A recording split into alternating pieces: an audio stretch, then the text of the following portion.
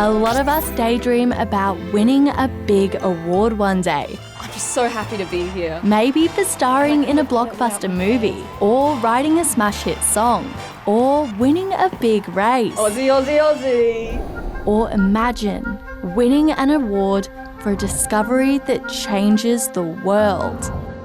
That's what the Nobel Prizes are all about. Each year, they're awarded to the people or organisations that are thought to have made a massive impact with their inventions, ideas or discoveries. And they started because of this guy, Alfred Nobel. He was an engineer and inventor who was born in Sweden in 1833. One of his most famous inventions was dynamite. It was really useful for clearing land to create roads and railways and for mining. And it made Nobel a ton of money. I'm rich! But dynamite was also used in war, and that made Nobel kind of sad. He was a pacifist, which means he didn't believe in fighting. So before he died, he wrote into his will that part of his fortune would go towards rewarding the people who did the most to help the world in the areas of physics, chemistry, physiology or medicine, literature and peace. Since 1901, more than 600 Nobel Prizes have been awarded to some pretty impressive people for some pretty impressive work. You'd probably recognise a few of them.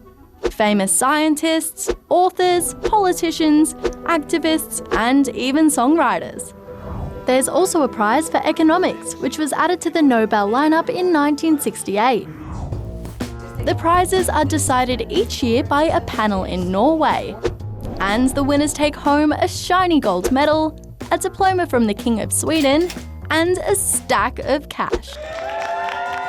This year's winners included chemists who have used AI to predict the structure of proteins, the building blocks of life, medical researchers who have made new discoveries about the way our genes work, and physicists who have paved the way for advances in machine learning. For the last 50 years, I've been trying to make models on computers that can learn in order to understand how the brain learns. The Nobel Prize in Literature went to Han Kang, making her the first South Korean person to win the award.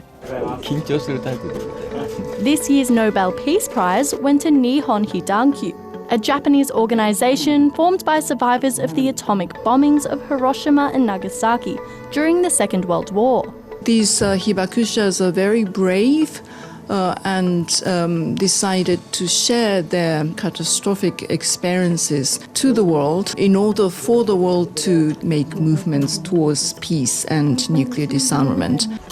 I was 3 months in my mother's womb when the atomic bomb dropped over Hiroshima. My father went to work that morning and died from the atomic bomb. I thought of my father when I heard about the Nobel Peace Prize win. All of these names are now part of a prestigious and historic list of people whose innovations, advocacy and ideas have contributed to making the world a better place.